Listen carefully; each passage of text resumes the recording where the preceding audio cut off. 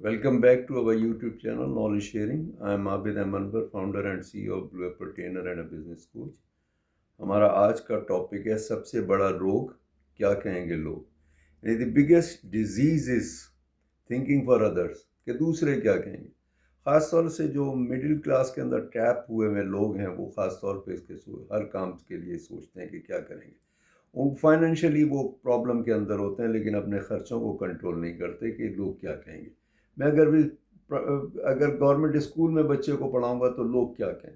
हालांकि government school के अंदर बच्चे को पढ़ाया जा सकता है, आप प्राइवेट भी स्कूलों में पढ़ाते हैं, साथ में आप एकेडमी का खर्चा बर्दाश्त करते हैं ना, या ट्यूटर रखते हैं तो भाई आप उसको वो करें, और ट्यूटर के बजाय ख़ुद पढ़ाएं ना। ख़ुद पढ़ाएंगे तो आप बच्चे की तरबियत भी अच्छी करेंगे, तालीम भी अच्छी करेंगे और उसके सारे मामलात को आप बेहतर तरीके से देखेंगे। फिर दूसरा ये होता है कि ये मैं सस्ता सा कपड़ा पहन लूँ, या एक कपड़ा बार बार जो है, एक अच्छा भी कपड़ा है तो मैं बार बार एक ही कपड़ा जो है मुख्तलिफ प्रोग्रामों में मुख्तलिफ जगहों पे पहन के चले जाऊं। तो ये सारा कुछ जो ट्रैप है, ये है कि क्या कहेंगे लोग, ये सबसे बड़ा रोग यही है। तो इससे हमें बचना चाहिए और ख़ास तौर पे हमें इस के हवाले से देखना चाहिए कि हम इन चीज़ों को अवॉइड करें इसके अंदर। और इसके अलावा जो है हम काम के हवाले से अगर कोई कहना हमें कि ठेला लगा लो, हम करेंगे, सवाल ही नहीं पैदा होता। नहीं जी, हम इतना पढ़े हुए हैं, हम इतना कर रहे हैं, नहीं करें। और इसकी वजह से हम अवॉइड कर रहे हैं। और नए डिसीजन लेने के लिए भी, तरक्की करने के लिए भी, नया काम करने के लिए भी हम अवॉइड कर रहे होते हैं कि अगर हम फेल हो गए तो लोग क्या कहेंगे, अगर हम ये अचीव ना कर सके तो लोग क्या कहेंगे, अगर हम यहाँ कंपटीशन के अंदर बैठ गए और फिर हम हासिल ना कर सके तो क्या। भाई आप बैठे हैं तो उसके अंदर हो सकता है आप हासिल कर लें, हो सकता है आप अगर फेल भी हो जाएंगे तो कुछ ना कुछ आप सीखेंगे। फिर अगर कोई कहे आपको कि ठीक है आप जो है पुरानी बोरियां और बैग्स आप जमा कर लो, तो आप करेंगे क्या। आपको कोई कहे साइकिल के ऊपर या हाइकर पे एज हॉकर आप मुख्तलिफ काम करो, मुख्तलिफ चीज़ें आप बेचो, आप बेचोगे। अगर इसी तरीके से आपसे कहा जाए कि किसी मस्जिद की सीढ़ियों पर जाके या किसी जगह पब्लिक प्लेस पे जाके आप कोई चीज़ें बेचो, तो आप बेचोगे। हम ये सारे काम नहीं करते, हम छोटे से काम से, फुटपाथ से, हम्बल तरीके से हम कोई काम स्टार्ट नहीं करते। सिर्फ ये सोचते हैं कि क्या कहेंगे लोग। तो सबसे बड़ा रोग ही हमारा ये है कि क्या कहेंगे। हम अपने मामले को अपनी नज़रों से नहीं देखते, अपने हालात के हिसाब से नहीं देखते, अपने मामलात के हिसाब से, अपने फाइनेंशियल पोजीशन, अपने जो भी हमारी रिसोर्सेज हैं उसके हिसाब से नहीं देखते। और हम हर मामले में कहते हैं कि लोग क्या कहेंगे। अब मैं आपको कुछ मिसालें देता हूँ। आपने आदम जी बैंक हो गया, आदम जी इंश्योरेंस हो गया, आदम जी इंजीनियरिंग हो गया, आदम जी के बहुत सारे से वो हैं, मुस्लिम कमर्शियल बैंक था इनका।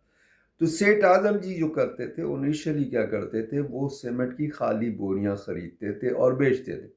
उसके बाद फिर उन्होंने वहीं से अपने आप को ग्रो किया, ग्रूमिंग किया। उसी जगह पर रहना वो गलत है। यानी गरीब पैदा होना बुरी बात नहीं है, लेकिन गरीब मरना बुरी बात है। आपको अपनी चीज़ों को प्रोग्रेस करनी होगी, तरक्की करनी होगी। तो सेठ आदम जी जो है, मैं उनके बेटे हनीफ आदम जी से बहुत दफ़ा मिल चुका हूँ। वो जो है खाली बोरियां जमा करते थे सीमेंट की और बेचते थे। फिर उसके बाद उन्होंने एक जूट की फैक्ट्री लगा ली। फिर इसी तरीके से आगे बढ़ते चले गए और तरक्की करते चले गए उसके अंदर। अच्छा, इसी तरीके से आपने कराची की सबसे मशहूर बिरयानी सुना होगा, स्टूडेंट्स बिरयानी। वो क्या थी, एक ठेले के ऊपर थी। फिर इसी तरीके से आपने यंग और उसका नाम सुना होगा शंग्रीला का, जिनकी आज प्रोडक्ट्स जो है वो माशाल्लाह दुनिया जान के अंदर बिकती हैं। सिर्फ पाकिस्तान में नहीं, दुनिया जान पे टॉप ऑफ द टॉप है वो। उनका काम क्या था, ये भी ठेलों के ऊपर था। और मैं उनसे मिल चुका हूँ, सोहेल साहब से, जो उनके चेयरमैन है। उन्हीं की ज़िंदगी में देखिए ना, उन्होंने कहाँ से एक हम्बल स्टार्ट किया और कहाँ से कहाँ पहुँच गया उसके अंदर। फिर इसी तरीके से पब्लिक प्लेसेस के ऊपर या मस्जिद की सीढ़ियों पे, और आप साइकिल के ऊपर देखिए, मीर खलीलुर रहमान साइकिल के ऊपर जो है हाथ से अखबार लिखते थे, जंग की खबरें डालते थे, इसलिए जंग नाम रख दिया। आज देखिए जियो ग्रुप कितना बड़ा, उन्हीं की ज़िंदगी के अंदर कितना बड़ा हो गया था ये। फिर तिब्बत सुनो, आप कोहिनूर के ग्रुप आप देखिए कितना बड़ा है पाकिस्तान का, और वो एक्सपोर्ट भी करते हैं अपने प्रोडक्ट। तो वो कहाँ से था, وہ بھی دلی کی جامع مسجد کی سیڑھیوں کے اوپر وہ بیچا کرتے تھے، ان کے جو بڑے بڑے تھے، اور آج دیکھیے کہاں سے کہاں ہیں اس کے اندر۔ اور اسی طریقے سے آپ دیکھیے حکیم سعید صاحب نے کہاں سے کام شروع کیا تھا۔ پاکستان جب بنا ہے تو وہ انڈیا جب ڈویژن ہو گئی تو اپنے بھائی سے کوئی چیز لے کر نہیں آئے تھے انڈیا سے، فٹ پاتھ پہ رہے، فٹ پاتھ پہ کام شروع کیا۔ آج دیکھیے ہمدرد گروپ کہاں سے کہاں ہے۔ پاکولا گروپ والوں سے میری ذاتی ملاقات ہے، پاکولا گروپ میں میرے دوست تھے، اور غفار بھائی، ان کا اب انتقال ہو چکا ہے، تو وہ جو ہے وہ کہاں سے آئے؟ انڈیا سے وہ لوگ، انڈیا والا جو گجرات ہے وہاں سے وہ آ کے اور یہاں پر کپڑا بیچا کرتے تھے کراچی کے مارکیٹ کے اندر، اور اس کے بعد پھر وہ سارا کچھ کرتے رہے وہاں سے۔ پھر ان کے ایک ان کے جب پاکستان بنا ہے تو وہ ایک جہاز کے اوپر 7 بہن بھائی تھے، یہ 7 بھائی اور ایک بہن غالباً ایسے کچھ تھا سلسلہ۔ تو یہ لوگ آنے کے بعد ان لوگوں نے اپنا وہ کپڑے کا ہی کاروبار کرتے تھے، کپڑا کراس مارکیٹ کے اندر جو ہے وہ جوڑیا بازار میں دکان تھی، اور اس کے اوپر وہ سیل کرتے تھے۔